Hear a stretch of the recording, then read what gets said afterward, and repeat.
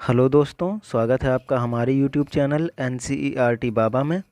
आप सुन रहे हैं मुझे यानी कि कुशल को।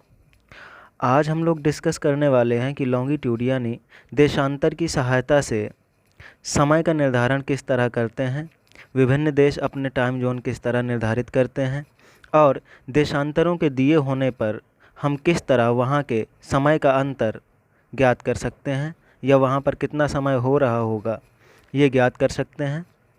यदि आपको वीडियो की स्पीड धीमी लगे तो आप उसको YouTube के आपके दाएं हाथ तरफ दिए बटन से जा कर के उसकी स्पीड 1.25 कर सकते हैं। आइए शुरू करते हैं। उसके पहले बेसिक जान लेना ज़रूरी है।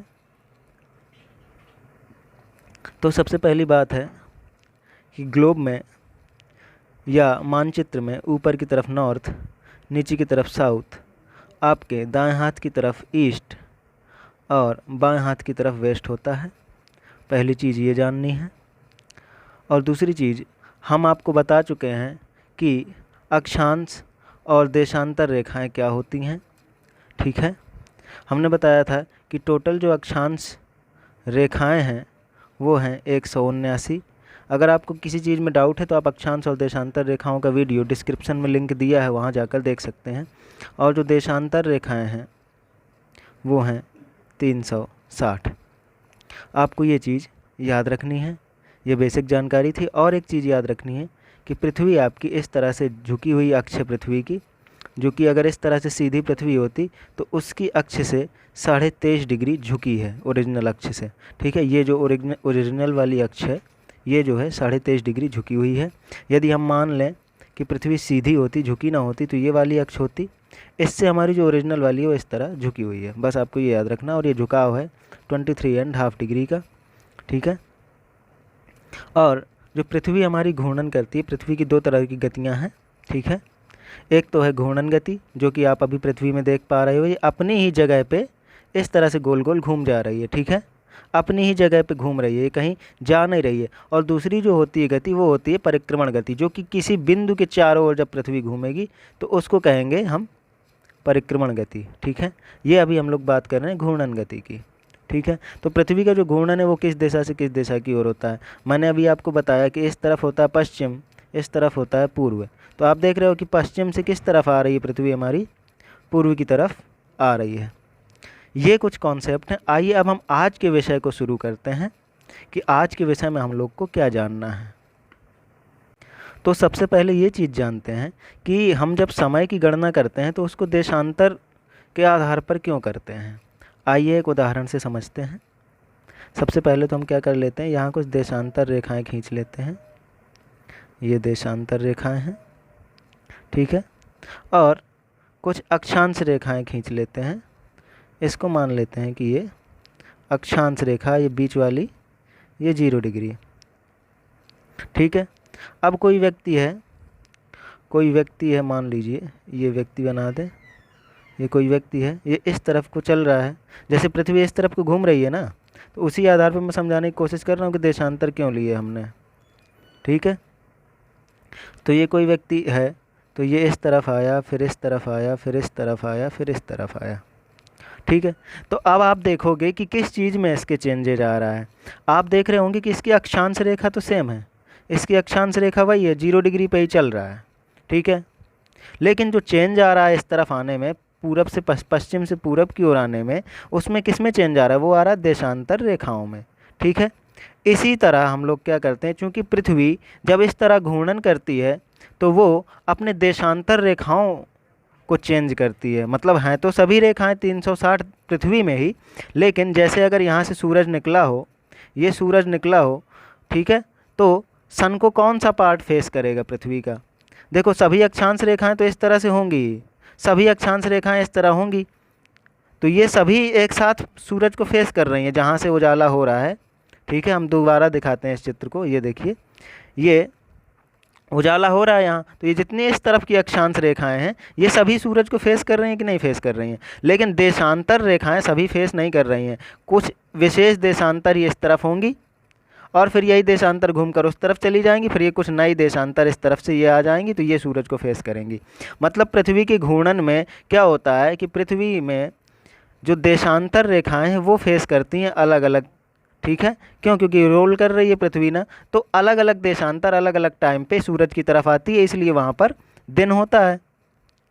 जो पार्ट पृथ्वी का सूरज के सामने आ जाएगा वहाँ दिन, और जो नहीं है वो वहाँ हो जाएगी रात, ठीक है। तो आप जान रहे हैं कि जब पृथ्वी इस तरह से घूर्णन कर रही है, इस तरफ से इस तरफ को, ठीक है, पश्चिम से पूरब की तरफ को, तो वो क्या चेंज कर रही है, वो किस चीज़ में चेंज आ रहा है, जो सन को देख रही है, सन को फेस करने वाली जो चीज़ है वो है देशांतर रेखाएं, वो बदल जाती हैं, ठीक है।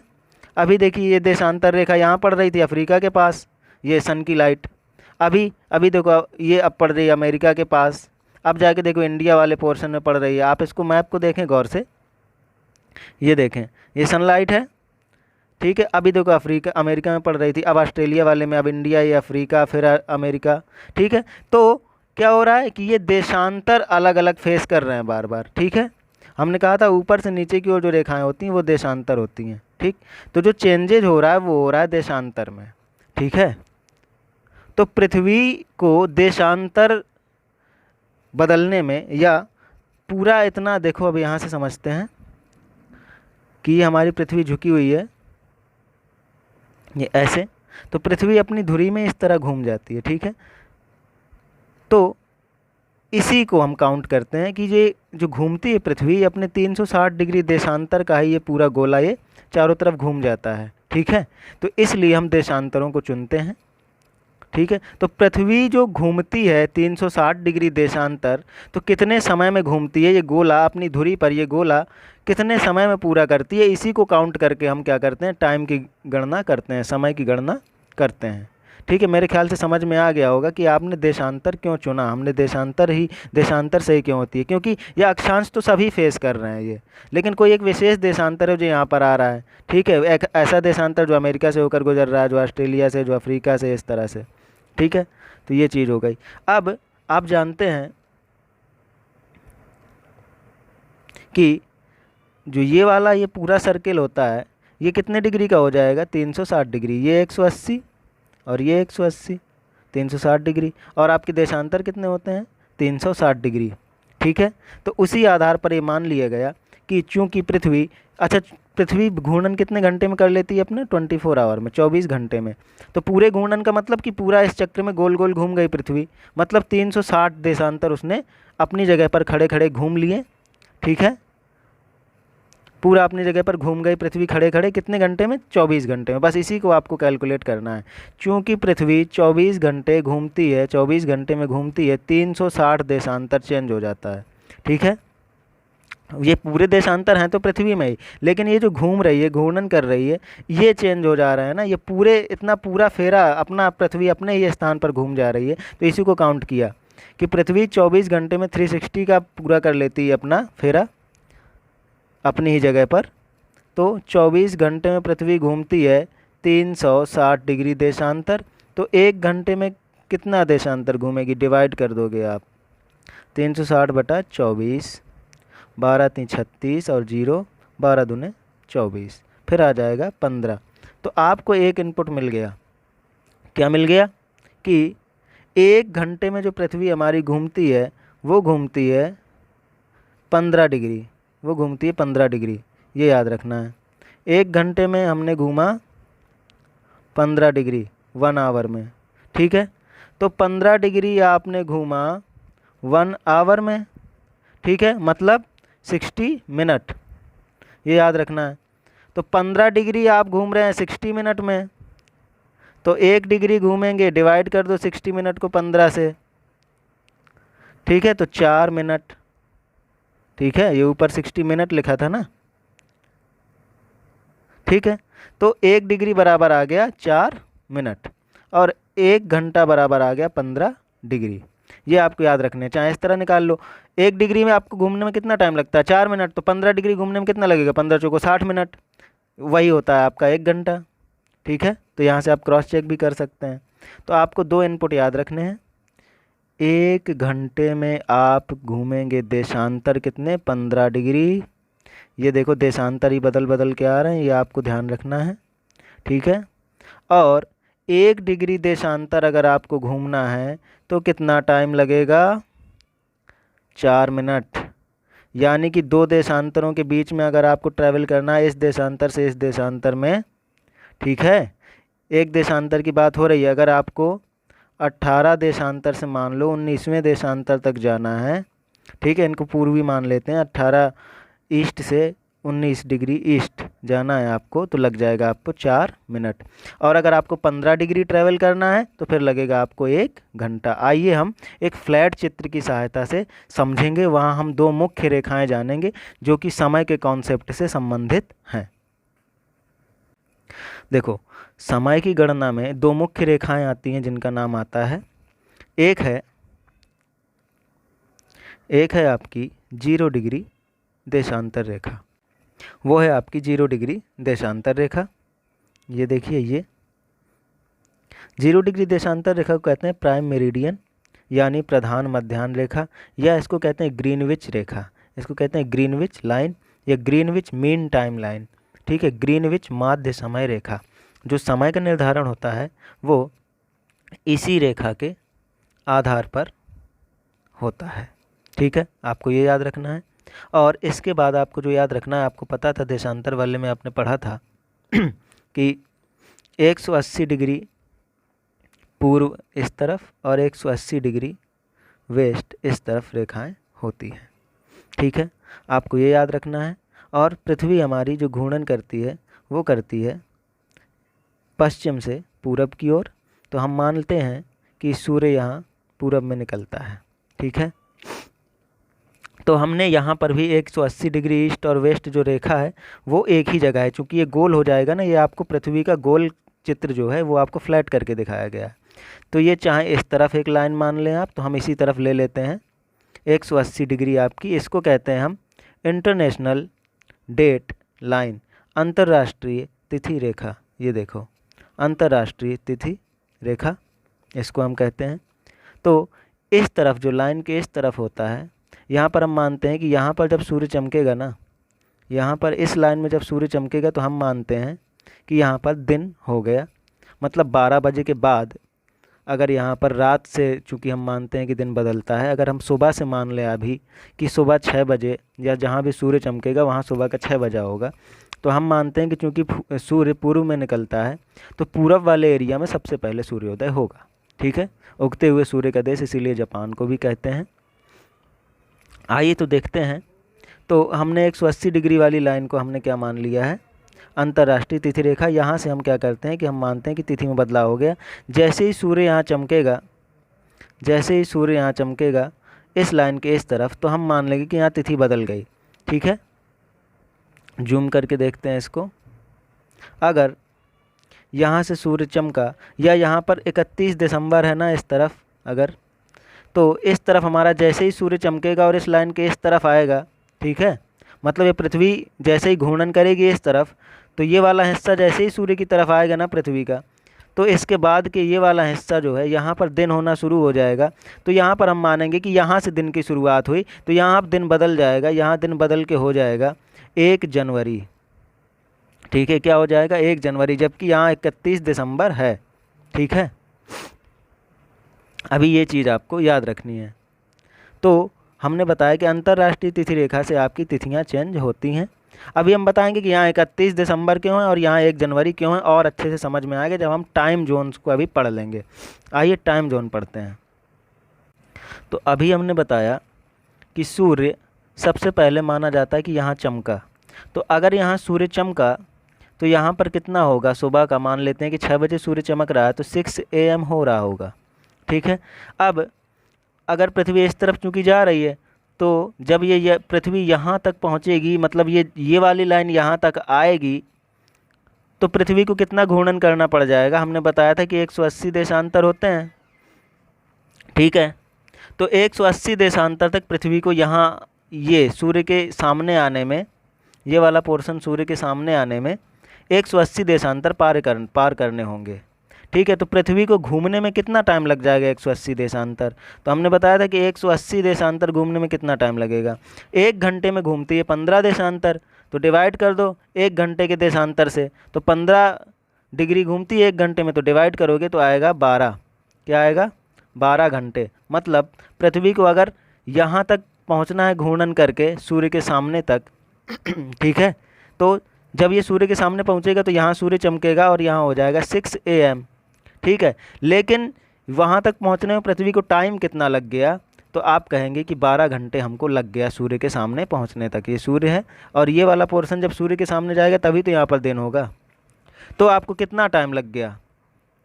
यहाँ पर 6 AM अब हुआ है, जबकि यहाँ 6 AM कब हो चुका था? 12 घंटे पहले। मतलब यहाँ अभी सुबह का 6 बजा है तो यहाँ शाम का 6 बज चुका होगा। किस तरफ? ये हमारी लाइन के पूरब में, ये प्राइम मेरिडियन के पूरब की बात हो रही है, पश्चिम की बात नहीं हो रही है। मैंने बताया था कि मैप के आपके दाएं हाथ तरफ पूर्व है, ठीक है। तो क्या हो रहा है कि लाइन से, इस ग्रीनविच टाइम लाइन से या ग्रीनविच मीन टाइम वाली लाइन से जब पूरब में आप जाओगे तो आपको समय प्लस करना पड़ेगा। आइए अब छोटा छोटा उदाहरण लेते हैं। ये मान लेते हैं कि ये 0 डिग्री ये वाली लाइन है, ये वाली, और ये 15 डिग्री की लाइन है ईस्ट वाली, और ये इस तरफ जो भी होगा सब ईस्ट होगा, ठीक है। ये 30 डिग्री की लाइन है, ये 15 डिग्री की है और ये 30 डिग्री की है, ठीक है। अब मानते हैं कि ये सूर्य यहाँ चमका, सूर्य यहाँ चमक गया, ठीक है। इस तरह से ये सूर्य चमका है। तो यहाँ पर जब चमका तो मान लेते हैं कि यहाँ 6 AM है, ठीक है, यहाँ 6 AM है। यहाँ पर जब सूर्य चमका तो हमने मान लिया कि यहाँ 6 AM है। अब 30 डिग्री से इस तरफ जाने में कितना टाइम लग जाएगा सूर्य की लाइट को? तो 15 डिग्री का अंतर है, तो आप कहोगे 1 घंटा लग जाएगा। तो यहाँ पर अब 6 बज जाएगा सुबह का, जैसे ही सूर्य चमकेगा यहाँ पे, तो यहाँ सुबह का कितना बज जाएगा? 6 बज जाएगा। लेकिन अब आप देखोगे कि 30 डिग्री में क्या टाइम हुआ, तो यहाँ पर 1 घंटे पहले 6 बज चुका था, तो अब यहाँ कितना बजा होगा? अब बजा होगा 7 AM आप कहोगे, ठीक है। और अगर कहोगे कि अब भाई 0 डिग्री में आपको जाना है, तो अब जैसे ही 0 डिग्री में जाओगे आप इस रेखा से, तो यहाँ तो 6 बज चुका था 1 घंटे पहले, तो जैसे ही सूर्य यहाँ चमकेगा तो यहाँ 6 AM हो गया। लेकिन यहाँ कितना हो चुका होगा? अब यहाँ 7 AM हो चुका होगा। मतलब 1 घंटे की आपको अगर तय करनी है दूरी, तो आप 15 डिग्री देशांतर आप तय कर चुके होंगे 1 घंटे में। आइए अब देखते हैं कि अब अगर यहाँ इस ग्रीनविच लाइन में 6 AM हो गया, ठीक है, मतलब सूर्य चमक गया, तो यहाँ 15 डिग्री वेस्ट में क्या हो रहा होगा, ठीक है। तो आप याद रखो कि 15 डिग्री वेस्ट मतलब सनलाइट को ट्रैवल करने में कितना? 1 घंटा यहाँ लगेगा। यहाँ 1 घंटे बाद 6 AM होगा, ठीक है। तो अभी कितना बजा होगा? 5 AM। मतलब ईस्ट की तरफ क्या है कि समय प्लस होके मिलेगा आपको, और वेस्ट की तरफ समय माइनस होके मिलेगा, ठीक है। इसीलिए अभी हमने बताया था, जब हम तिथियों की गणना कर रहे थे तो हमने कहा था कि इस लाइन के इस तरफ आपकी डेट कम रहेगी, 31 दिसंबर रहेगी, और इस तरफ 1 जनवरी रहेगी। तो अब देखिए, जब यहाँ पर सूर्य चमका तो यहाँ 1 जनवरी हो गई तुरंत ना यहाँ पर, लेकिन यहाँ तक आते आते जैसे पृथ्वी रोल करेगी तो यहाँ तक आते आते 12 घंटे बीत जाएगा। फिर पृथ्वी का ये वाला पोर्शन इसी तरफ तो घूर्णन हो रहा है, फिर ये वाला पोर्शन यहाँ आएगा तो ये 12 घंटे यहाँ हो गए, और यहाँ तक आते आते कितना ले लेगा? 24 आवर। तो ये वाला जो पूरा पोर्शन है ये कितने घंटे पीछे है इस वाले एरिया की तुलना में? पूरा 24 घंटे। इसलिए यहाँ पर डेट बदल जाती है, ये आपको याद रखनी है, ठीक है। मेरे ख्याल से आपको समझ में आ गया होगा। अगर कुछ नहीं समझ में आता है तो आप कमेंट करके पूछ सकते हैं। तो ये हो गया डेट लाइन वाला कॉन्सेप्ट इससे टाइम वाले से। अब हम एक उदाहरण और ले लेते हैं। जैसे कहते हैं कि यदि ग्रीनविच लाइन में, चूँकि ये 0 डिग्री देशांतर है, तो लोग पूछेंगे कि यहाँ पर यदि दोपहर का 12 बजा हो तो भारत में कितना बजा होगा। तो आपको एक चीज़ पता होनी चाहिए कि ग्रीनविच लाइन का देशांतर क्या है? 0 डिग्री, और भारत का मानक देशांतर क्या है? 82.5 डिग्री, ठीक है। कितना है? 82.5 डिग्री। तो आपको अब इसको कैलकुलेट करना पड़ेगा, ठीक है। तो सूरज पहले किस तरफ से चमकता है? पूरब की तरफ से ना। तो पहले सूरज यहाँ आया होगा, यहाँ पर आई लाइट पहले इस एरिया में आई है, इस एरिया में आई है, इसके बाद यहाँ जाएगी ट्रैवल करते हुए। तो यहाँ पर दोपहर का 12 बजा हुआ है 0 डिग्री वाली में, ठीक है। तो अब पहले आप देशांतरों की अंतर से ही तो काउंट करेंगे कि कितना टाइम का अंतर है। देशांतर का अंतर कितना है, यहाँ 0 डिग्री है, यहाँ 82.5, तो 82.5 में से 0 घटाओगे तो 82.5 ही आएगा, तो 82.5 डिग्री। ठीक है। अब हमने कहा था कि 1 डिग्री घूमने में कितना लगता है, 4 मिनट लगता है। ठीक है, तो 4 से गुणा कर दो। ठीक है, तो जब गुणा करोगे आप, 4 पंचे 20, 4 दूनी 8, 2 10, 4 आठे 32 और 1 33, 330 मिनट। हमने 4 मिनट से गुणा किया ना, तो ये कितना आएगा, 330 मिनट। अब इसको 60 से डिवाइड कर दो क्योंकि घंटे में बदलना है, तो 60 से करोगे तो 0 से 0 काट दो, 6 पंचे 30, 6 पंचे 30, कितना आ गया, 5.5 घंटे टाइम प्लस में निकल के आया। प्लस में क्यों, क्योंकि यहाँ पहले सूर्य चमका, यहाँ पर बाद में चमकेगा। तो यहाँ अगर 12 बजा है तो यहाँ 5.5 घंटे पहले वो स्थिति आ चुकी है, मतलब अब यहाँ पर कितना, शाम का 5:30 बजा है। मेरे ख्याल से आपको समझ में आ गया होगा। और अगर इसी तरह से यहाँ कह देते कि यदि दोपहर का यहाँ पर 12 बजा है तो 30 डिग्री वेस्ट में, ठीक है, 30 डिग्री वेस्ट में क्या हो रहा होगा। ठीक है, तो 30 डिग्री वेस्ट का मतलब है कि 15 दूनी 30, 2 घंटे का अंतर होगा। तो 30 डिग्री वेस्ट में 2 घंटे का अंतर होगा, मतलब यहाँ 12 बजा है, सूर्य यहाँ 2 घंटे बाद अब चमकेगा यहाँ पर, मतलब यहाँ 2 घंटे बाद 12 बजेगा। तो अभी कितना बजा होगा, 10 AM होगा वहाँ पर। मतलब आप समझ गए होंगे कि वेस्ट में टाइम कम होता है और ईस्ट में टाइम प्लस होता है और इस तरफ माइनस होता है। ठीक है, ये आपको याद रखना है। मेरे ख्याल से आपको टाइम वाला कॉन्सेप्ट समझ में आ गया होगा। आइए कुछ प्रश्न कर लेते हैं। देखिए, प्रश्न कह रहा है कि यदि भारतीय मानक समय के अनुसार 10 AM टाइम है, मतलब सुबह का 10 बजा है, तो कह रहा है कि 92 डिग्री पूर्वी देशांतर पर शिलांग का स्थानीय समय बताओ। किसी भी देश का स्थानीय समय उसके स्टैंडर्ड टाइम लाइन से, ठीक है, जैसे हमारा है इंडियन स्टैंडर्ड टाइम लाइन जो कि 82.5 डिग्री पे है, ठीक है, ये आपको पता होना चाहिए, उससे डिसाइड होता है। लेकिन जो स्थानीय समय होता है वो वहाँ की उस पर्टिकुलर देशांतर से डिसाइड होता है। तो इन्होंने बताया कि 92 डिग्री पूर्वी देशांतर पे हैं। तो आपको समय निकालने के लिए क्या चाहिए, देशांतरों का अंतर चाहिए। तो 82.5 डिग्री है हमारी मानक देशांतर, तो आप 92 डिग्री आपको चाहिए। तो 92 में से 82.5 घटा दो, आपको अंतर मिल जाएगा। और पूरब में है तो मतलब प्लस करना पड़ेगा उस टाइम के अंतर को आपको। ठीक है, तो 92 माइनस 82.5 जब आप करोगे तो 92 से 82 गया 10 और ये आधा और चला गया तो 9.5, और 1 डिग्री मतलब 9.5 डिग्री का अंतर आ गया। तो 1 डिग्री को कितना होता है टाइम, 4 मिनट, तो गुणा कर लो। तो 9 चौको 36 और 5 चौको 20, 38 मिनट आ जाएगा। 38 मिनट आ जाएगा आपको 82 से 92 तक जाने में। चूँकि पूर्वी देशांतर की बात कर रहा है तो 92 से अब जब आप 82.5 से 92 की तरफ जाओगे तो पूरब की तरफ जाओगे, पूर्वी देशांतर की बात कर रहा है, मतलब टाइम क्या होगा, प्लस होगा।